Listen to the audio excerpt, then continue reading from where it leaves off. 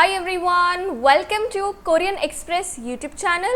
So here comes the part 4 of our video series in which we are focusing on house related vocabulary in Korean language. In this series, we are exploring a wide range of topics from rooms and furniture to household items and more. So, if you have not watched the first 3 parts yet, then you can go and watch them on Korean Express YouTube channel. Now, let's start with the 4th part. So, here comes the Korean word for wardrobe, and that is 옷장. 옷장.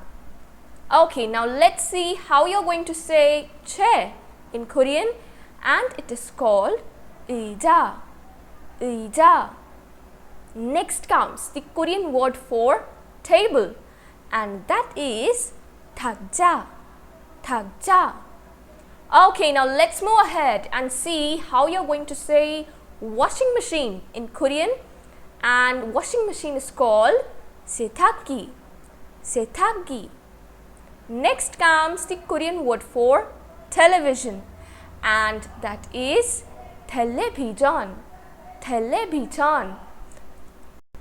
As you can see, it is a loan word, okay, and therefore it is very easy for us to remember this, right? Next comes the Korean word for electric fan or just fan, and that is 선풍기. 선풍기. Okay, next comes the word for mirror, and that is 거울. 거울.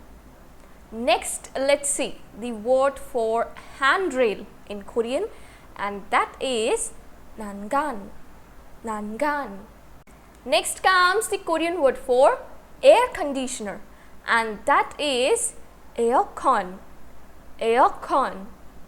And the last one is the Korean word for fuse box, and it is called 두꺼비집. 두꺼비집. Okay? Alright, so today we learned 10 Korean words related to house. I hope you liked this video. Don't forget to like, share and subscribe Korean Express YouTube channel. Thank you.